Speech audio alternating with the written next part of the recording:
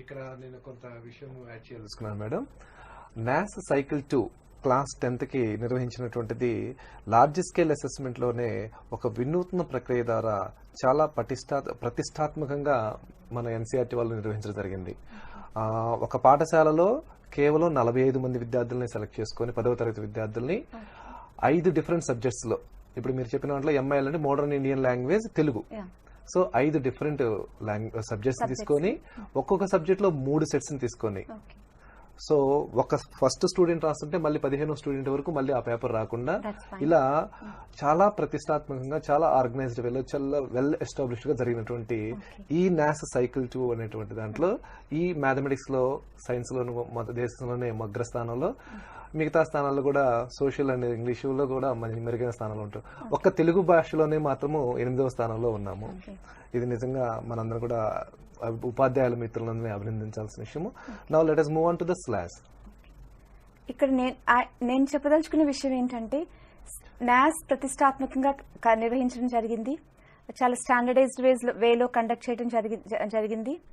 కానీ పర్ఫార్మెన్స్ లో కొంచెం మనం వెనకబడి ఉన్నాం.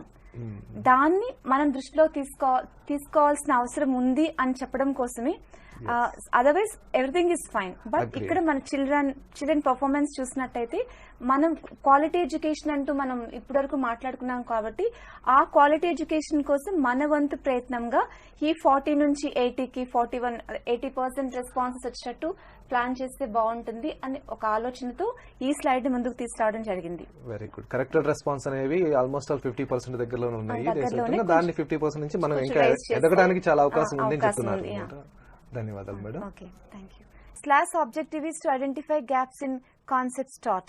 So what are the misconceptions regarding the concepts? And it is also skill based and identifies what are weak skills and what are strong skills and how gaps in weak skills are to be addressed. And this SLAS is conducted for 4, 6 and 9 classes in language and math. 35,000 students from government Telugu medium schools, about 43,000 students from private English medium schools were tested, and about 4,400 students in private Telugu medium schools took part in SLAS. Okay, ఈ student learning achievement survey అనేటువంటిది skill based గా జరుగుతుంది. ఇప్పటివరకు చెప్పుకున్నాను, జాతీయ సాధన survey, national achievement survey అనేటువంటిది learning objects base గా జరిగితే ఇది నైపుణ్యాల ఆధారితంగా జరుగుతుంది. నైపుణ్యాలలో లోగా హైగా ఉన్నటువంటి నైపుణ్యాలు ఏవో గుర్తించి వాటి మీద రిపోర్ట్ ఇవ్వడం జరుగుతుంది. అలాగే విద్యార్థుల్లో స్టూడెంట్ కాన్సెప్ట్ బిల్డింగ్ అనేటువంటిది ఎలా జరుగుతుంది, కాన్సెప్ట్ బిల్డింగ్ లో మిస్కాన్సెప్షన్స్ ఏమైనా ఉంటే వాటిని ఐడెంటిఫికేషన్ జరుగుతుందంటూ వాటి యొక్క ఆబ్జెక్టివ్స్ ని చక్కగా వివరించారు మేడం. మరి గత ఏడాది నిర్వహించినటువంటి స్లాష్ లో మన జిల్లాల యొక్క పరిస్థితి ఎలా ఉందో వివరిస్తారా? So here is a composite performance of our districts. Kadapa stood first, followed by West Godavari, then East Godavari, Visakhapatnam, Prakasam, Krishna, Guntur, Vijayanagaram, Nellore, Srikakulam, Anantapur, Kurnool and Chittoor. So this is the composite performance of districts. So the top 3 districts are Kadapa, West Godavari, East Godavari, and bottom 3 districts are Chittoor, Kurnool and Anantapur. So here this ranking is not to reward, not to reward or punish, but just to share best practices. How this Kadapa, West Godavari, East Godavari stood first, second and third places, and what best practices are they following, and we can have them in other districts also. Then we can also improve our ranking. So గత ఏడాది జరిగినటువంటి slash exam లో కడప మొదటి స్థానంలోను, west Godavari, east Godavari, Visakhapatnam, ప్రకాశం అనేటువంటి మెరుగున position ఉన్నాయని చెప్పారు. అదేవిధంగా శ్రీకాకుళం, అనంతపూర్, కడప, చిత్తూరు అనేటువంటివి కాస్తంత మెరుగుపరుచుకోవాల్సిన అవసరం ఉంది అని చెప్పేసి తెలియజేశారు. ఇవి జిల్లాల వారీగా స్లాష్ ఫలితాలు. మరి స్లాష్ అనేటువంటిది లాంగ్వేజ్ అండ్ మ్యాథమెటిక్స్ లో జరుగుతుందని మనకు తెలుసు. మరి లాంగ్వేజ్ స్కిల్స్ యొక్క విశ్లేషణని ఒకసారి చూద్దాం. Let us see language skill performance in SLAS 2017. So in language, class 4, 6 and 9, 5 skills have been tested. Among 5 skills, in class 9, first skill, that is reads, understand and writes words, children performed better in both the managements. Here this blue color indicates private English medium schools and green color indicates government Telugu medium schools. In the first skill, both private schools and government Telugu medium schools performed better, whereas in class 6, class 4 and class 9, the last skill, that is reads text and comprehends beyond stated facts, children wrestle with. So they found difficult the fifth skill, that is reads text, comprehends beyond stated facts, all the 3 classes wrestle with. So they found it difficult in answering this skill area questions. Now coming to maths. In math, in class 9, 10 skills are tested and the least performing skill is factors and multiplications. In maths, in class 9, 10 skills are tested and the least performing skill is factors and multiples. In class 6, 8 skills were tested and in class 4, 6 skills were tested. But in both the classes, the skill that troubled the children is geometry. So language and మ్యాథమెటిక్స్లో కనుక చూసినట్లయితే లాంగ్వేజ్లో reads text and comprehends beyond the stated facts అనేటువంటి నైపుణ్యాన్ని మన విద్యార్థులు కాస్తంత తక్కువ పెర్ఫార్మెన్స్ని, తక్కువ సామర్థ్యాన్ని చూపించడం జరిగింది. అదేవిధంగా గణితంలో కనుక చూసినట్లయితే ప్రైవేట్ అండ్ గవర్నమెంట్ మేనేజ్మెంట్స్లో, ప్రైవేట్ మేనేజ్మెంట్లకు వచ్చేసరికి ప్రైవేట్ ఇంగ్లీష్ మీడియం విద్యార్థులు ఫ్యాక్టర్స్ అండ్ మల్టిపుల్స్ అనేటువంటి దాంట్లో 9వ తరగతిలో వెనుకబడి ఉన్నట్లుగాను, అలాగే గవర్నమెంట్ తెలుగు మీడియం పాఠశాలల్లో మెజర్మెంట్స్ అండ్ ఇట్స్ అప్లికేషన్స్ దగ్గర విద్యార్థులు వెనకబడి ఉన్నట్లుగా తెలుస్తుంది. 4, 6 తరగతి రెండిట్లో కూడా కామన్ గా గణితంలో, జామెట్రీలో వెనకబడేటట్టుగా సామర్థ్యాలు తెలియజేస్తున్నాయి. So let whatever the assessment we take, let it not be treated as high stakes, because high stakes testing can lead to teachers only teaching those who are likely to do well. Here, if we do like this, quality education, quality and equity be missing. So language and mathematics లో వెనుకబడిన నైపుణ్యాల గురించి చెప్పారు, బాగానే ఉంది. అదేవిధంగా మన జిల్లాల యొక్క ఫలితాలు ఎలా ఉన్నాయో అనేది చెప్పారు. మరి ఈ NAS ఫైండింగ్స్ టీచర్స్ మీద ఎలాంటి ఎఫెక్ట్స్ చూపిస్తున్నాయి? మరి మంచి మెరుగైన ఫలితాలు సాధించిన వాళ్ళకి ఏమన్నా ఇన్సెంటివ్స్ ఏమైనా ఇస్తున్నారా? అలాగే బెస్ట్ ప్రాక్టీసెస్ తీసుకొని ప్రిపేర్ చేసి అసలు విద్యార్థుల్ని ఈ లార్జ్ స్కేల్ అసెస్మెంట్స్ కోసం ఎలా ప్రిపేర్ చేయించాలి ప్రత్యేకంగా? See, please don't be under misconceptions. NAS and SLAS findings don't affect teachers at all. They are meant for system.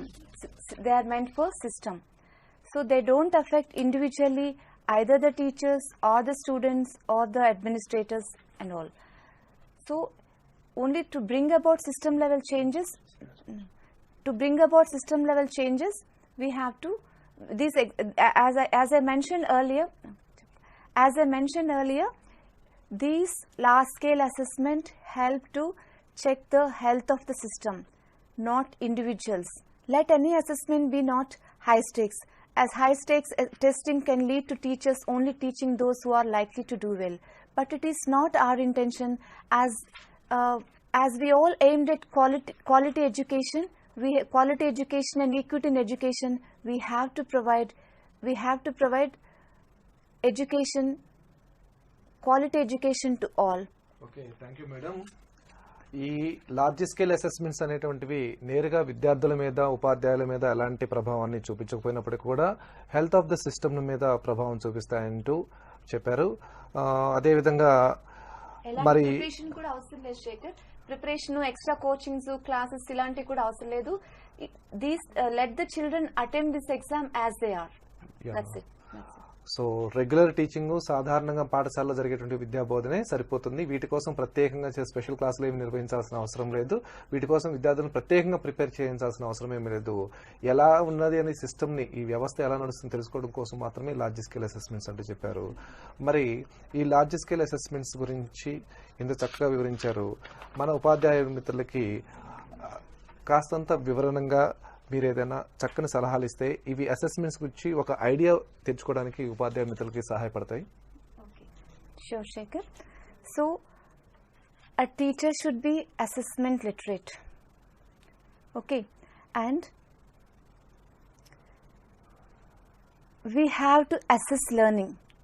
We should assess learning to make it a serious goal. Our focus should be on learning. So, we should assess learning to make learning a serious goal. And after assessment, we'll get evidence. And we have to act on evidence. So, based on the evidence, all the schools, all the stakeholders, all the learners have to work for learning and align actors. We have let whole system, right from the policy makers, administrators, teachers, students, principals, everyone should work for learning of the children. So, our concentration and our focus should be on learning. And as we are someone special to the children, let us help the little hearts to become engaged thinkers, active learners, knowledge constructors, and efficient contributors and global citizens to participate in building up healthy societies and wealthy societies. Let us all be partners of Happy Andhra. Thank you. మన ఉపాధ్యాయ మిత్రులకందరికీ large scale assessments గురించి చక్కగా వివరించారు. ఉపాధ్యాయ మిత్రులారా, ఒకసారి మనము ఈ సెషన్లో ఇప్పటి వరకు మేడం గారిని అడిగి తెలుసుకున్న అంశాలను కనుక చూసినట్లయితే, మొదటగా మనము అసెస్మెంట్స్ గురించి తెలుసుకున్నాము, అసెస్మెంట్ యొక్క ఇంపార్టెన్స్ గురించి తెలుసుకున్నాము. అసెస్మెంట్లో ఉండేటువంటి రకాల గురించి అడిగినప్పుడు మనకి diagnostic assessment, formative assessment, summative assessments గురించి మేడం గారు చక్కగా వివరించడం జరిగింది. అందులో ఉండేటువంటి టూల్స్, ఫార్మేటివ్ ఎగ్జామినేషన్స్కి, ఫార్మేటివ్ అసెస్మెంట్స్లో ఉండేటువంటి టూల్స్ గురించి ఎంట్రీ కార్డు, ఎగ్జిట్ కార్డు ద్వారా చక్కగా వివరించారు. తరగతి గదిలోకి వెళ్ళేటప్పుడే ఉపాధ్యాయుడు విద్యార్థులు ఏ స్థాయిలో ఉన్నారో తెలుసుకోవడానికి డయాగ్నోస్టిక్ టెస్ట్ ఉండాలని చెప్పేసి, బోధన జరుగుతున్నప్పుడుగా ఎంతవరకు విద్యార్థులు అందుకుంటున్నారో, ఎలా ఫాలో అవుతున్నారో తెలుసుకునేందుకు ఫార్మేటివ్ ఉండాలని, బోధన అనంతరము సమ్మేటివ్ అనేటువంటిది జరగాలని చెప్పేసి చక్కగా చెప్పడం జరిగింది. మరి దీనిని మనకి చక్కగా ఒక వంట తయారు చేస్తున్నప్పుడు దాన్ని టేస్ట్ చూసి ఆ వంటలో ఏమైనా ఇంగ్రీడియంట్స్ కనుక ఎక్కువ తక్కువ అయితే వాటిని సరిచేసుకునే పద్ధతిలో ఫార్మేటివ్ ఉంటుందని చెప్పేసి, చక్కని వంట తయారైన తర్వాత అతిథికి మనం ఎలా వడ్డిస్తామో అలా విద్యార్థికి బోధన చేసిన అనంతరం, బోధన అనంతరం ఒక విద్యార్థి పూర్తిగా సంపూర్ణంగా ఒక ఓవరాల్ పర్సనాలిటీ డెవలప్మెంట్ ఉన్నది అనేదానికి ఒక ఎవిడెన్స్ కోసము సమ్మేటివ్ ఎగ్జామినేషన్స్, సంకలన పరీక్ష అనేటువంటిది సంకలన మూల్యాంకనం జరిగిద్దని చెప్పేసి చెప్పుకున్నాము. అదేవిధంగా ఫార్మేటివ్, సమ్మేటివ్ ఉండగా లార్జ్ స్కేల్ అసెస్మెంట్స్ ఎందుకు కండక్ట్ చేస్తున్నారు అనేటప్పుడు మేడం గారు దానికి చక్కగా ఎక్స్ప్లెయిన్ చేయడం జరిగింది. దశాబ్దాల తరబడి మన దేశంలో విద్యార్థుల్ని పాఠశాలకు తీసుకురావడం మీదే ప్రభుత్వాలు కృషి చేస్తున్నాయి. అలా చేయటం వలన మన విద్యాశాఖ, ప్రత్యేకించి ఆంధ్రప్రదేశ్లో విద్యాశాఖ తీసుకున్నటువంటి చర్యల వలన సుమారుగా 98%, 98% విద్యార్థులు ఈరోజు కేవలం పాఠశాలలోనే ఉన్నారని చెప్పేసి తెలుస్తూ ఉంది. మరి పాఠశాలకు వచ్చిన విద్యార్థి కాస్తంత నేర్చుకొని తన నిజ జీవితంలోకి అడుగుపెట్టాలి, సమాజంలోకి అడుగుపెట్టాలి, ఫంక్షనల్ ఇల్లిటరేట్గా ఉండకూడదు అనేటువంటి దాని గురించి బాగా స్ట్రెస్ చేయడం జరిగింది. ఈ లార్జ్ స్కేల్ అసెస్మెంట్స్ అనేటువంటివి అలాంటి ఏవైనా గ్యాప్స్ కనుక ఉన్నట్టయితే వాటిని ఐడెంటిఫై చేయడానికి లార్జ్ స్కేల్ అసెస్మెంట్స్ ఉపయోగపడతాయని చెప్పారు. అంతేవిధంగా లార్జ్ స్కేల్ అసెస్మెంట్స్ యొక్క బెనిఫిట్స్ని చెప్తూ హెల్త్ ఆఫ్ ఎడ్యుకేషనల్ సిస్టమ్ ఎలా ఉంది అనే దాన్ని చక్కగా క్వాలిటీ, ఈక్విటీ, అకౌంటబిలిటీ అంటూ, అలాగే రెస్పాన్సిబిలిటీని షేరింగ్ కేవలం పాలసీ మేకర్స్ మీదో లేదా పాలసీని ఇంప్లిమెంట్ చేస్తున్న వారి మీదో కాకుండా దీంట్లో ప్రతి ఒక్కరికి కూడా బాధ్యత ఉందని చెప్పేసి టాప్ లెవెల్ నుంచి గ్రౌండ్ లెవెల్ వరకు కూడా అందరికీ కూడా చెప్పడం, బాధ్యతని షేర్ చేయడం జరిగింది.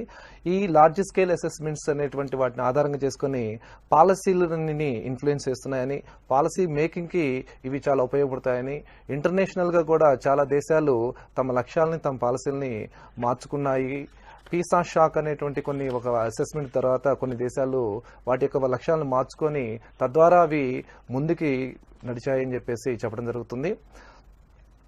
లార్జ్ స్కేల్ అసెస్మెంట్స్ అనేటువంటివి స్టూడెంట్ స్కూల్ రిపోర్ట్ కార్డు లేవు కాబట్టి విద్యార్థి లేదా ఒక పాఠశాల యొక్క పరిస్థితిని చెప్పకపోయినప్పుడు కూడా మొత్తం వ్యవస్థ ఎలా ఉన్నదని చెప్తుంది. సో వ్యవస్థలో భాగంగా ఆ ఫలితాలు మనందరి మీద ప్రభావం చూపిస్తాయి. వాటన్నిటికీ కూడా మనమే బాధ్యత వహించవలసి ఉంటుంది. అలాగే అసెస్మెంట్ సైకిల్ గురించి చెప్పారు. నేషనల్ అచీవ్మెంట్ సర్వే, జాతీయ సాధనా సర్వే గురించి చక్కగా వివరించారు. ఈ జాతీయ సాధన సర్వే గత ఏడాది 2 రకాలుగా జరిగింది. ఒకటి 3, 5, 8 తరగతులకి జరగటము, రెండవది సైకిల్ 2 పేరు మీద 10వ తరగతి విద్యార్థులకు నిర్వహించడం జరిగింది. మొదటి దాంట్లో 358 జరిగినప్పుడు క్లాస్ 3లో మొదటి స్థానము, క్లాస్ 5లో 5వ స్థానము, క్లాస్ 8లో 7వ స్థానంతో ఓవరాల్ గా ఈ మొదటి న్యాస్ లో భారతదేశంలోనే 4వ స్థానంలో ముందంజలో నుంచి ఉన్నామని చెప్పేసి సంతోషకరమైన వార్త చెప్పారు. దాంతోపాటుగా నాస్ సైకిల్ 2 క్లాస్ 10th ఫలితాలను చెప్తూ అందులో ఓవరాల్ గా భారతదేశంలోనే మనము 2వ స్థానంలో ఉన్నాము. అదేవిధంగా మ్యాథమెటిక్స్ అండ్ సైన్సెస్ లో మనము మొదటి స్థానంలో ఉన్నామని చెప్పేసి దానికోసం ఎస్సీఆర్టీ తరఫున, విద్యాశాఖ తరఫున మన అందరికీ ఉపాధ్యాయ మిత్రులందరూ కూడా అభినందనలు తెలియజేయడం జరిగింది. ఇక్కడ జాతీయ సాధన సర్వే అనేటువంటిది లెర్నింగ్ ఆబ్జెక్ట్స్ బేస్గా జరుగుతుంది. స్టూడెంట్ లెర్నింగ్ అచీవ్మెంట్ సర్వే అనేటువంటి స్కిల్ బేస్గా జరుగుతుంది, నైపుణ్యాల ఆధారంగా జరుగుతుంది. ఈ నైపుణ్యాల ఆధారంగా జరిగినటువంటి స్లాష్ లో ఏ లాంగ్వేజ్ అండ్ మ్యాథమెటిక్స్ లో ఏ జిల్లాలు ఏ పొజిషన్ లో ఉన్నాయనేటువంటి బ్రీఫ్ గా చెప్పడం జరిగింది. నాస్ స్లాష్ ఫలితాలని మిగతా సెషన్స్ లో, తర్వాతి సెషన్స్ లో మనము సబ్జెక్ట్ వైజ్ గా విశ్లేషించుకున్నప్పుడు వాటి గురించి ఇంకాస్త డెప్త్ గా, ఇంకొంచెం లోతుగా విశ్లేషణ చేసుకుందాము. మేడం గారు మంచి సలహా ఇచ్చారు ఉపాధ్యాయ మిత్రులందరికీ. ఏ పరీక్షను సరే హై స్టేక్ లో తీసుకెళ్లొద్దని చెప్పేసి, దానికోసం ప్రత్యేకంగా ప్రిపరేషన్ ఏమీ అవసరం లేదని, సాధారణంగా మనం చేసేటువంటి బోధన కాస్తంత జాగ్రత్తగా చేసుకుంటూ, విద్యార్థులందరినీ కలుపుకుంటూ, విద్యార్థిలో ఉన్నటువంటి యావరేజ్ స్టూడెంట్ ని దృష్టిలో పెట్టుకుని మన బోధన చేస్తే ఆటోమేటిక్ గా సామర్థ్యాలన్నీ కూడా పెరుగుతాయి. ఇలాంటి సర్వేలు ఎన్ని జరిగినా కూడా వాటన్నిటిలో మంచి ఫలితాలు వస్తాయని చెప్పేసి వాటి కోసం ప్రత్యేకంగా ఏమీ కూడా ప్రిపరేషన్ అవసరం లేదు. At the same time accountability మాత్రం ఉంది అని చెప్పేసి మేడం గారు స్ట్రెస్ చేస్తూ చెప్పడం జరిగింది. Thank you so much for summarizing the session in bilingual way, Shekhar. In coming up sessions, subject experts will be analyzing on NAS and SLAS results. I wish you all follow them and get equipped with assessment procedures and to make children learn 21st century skills. So 21st century illiterate is not the one who can't read and write. 21st century illiterate is the one who can't learn, unlearn and relearn. I wish all the teachers equipped with 21st century teaching skills and also equip our children with 21st century skills so that our children can connect with globe as global citizens. Thank you. Oh, thank you, ma'am. Assessment to make education achievement is a serious goal అనేటువంటిది మన ఉపాధ్యాయ మిత్రులందరూ కూడా ఇప్పటికే గ్రహించుంటారు. System అనేటువంటిది, system is working for learning అనేది కూడా మన ఉపాధ్యాయ మిత్రులకు అర్థమైనది. ఎడ్యుకేషన్ ని మనము విద్యార్థులకు అందించాము. ఆ అందించినటువంటి ఎడ్యుకేషన్ కి ఎవిడెన్స్ బేస్గా ఉండడానికి ఈ సర్వేలు అనేవి ఉపయోగపడుతున్నాయి అనేటువంటి విషయాన్ని మన ఉపాధ్యాయులందరూ గ్రహించారు. అదేవిధంగా మన ఉపాధ్యాయ మిత్రులు తర్వాతి సెషన్స్ అన్నింటినీ కూడా జాగ్రత్తగా ఫాలో అయ్యి, మీరు చెప్పిన ప్రకారము ఈ 21వ శతాబ్దపు విద్యార్థిని తయారు చేయటంలో తమ బోధనలో కావలసినటువంటి మార్పులను తీసుకుని మంచిగా విద్యార్థులని తయారు చేస్తారని ఆశిద్దాము. ఉపాధ్యాయ మిత్రులారా, మేడం గారు చెప్పిన విధంగా దీని తర్వాత ఉన్నటువంటి సబ్జెక్ట్ స్పెసిఫిక్ సెషన్స్ లో నాస్ స్లాష్ ఫలితాల విశ్లేషణ అనేటువంటిది లోతుగా అయినటువంటి అధ్యయనం మనం గమనించవచ్చు. వాటిని అర్థం చేసుకొని మనము సవరణాత్మక బోధనని ఫాలో అవుతూ మెరుగైనటువంటి ఫలితాలు సాధిస్తారని ఆశిస్తున్నాము. Once again I wish you happy teaching. ఈ కార్యక్రమాన్ని వీక్షించిన ప్రేక్షకులందరికీ కూడా ధన్యవాదాలు.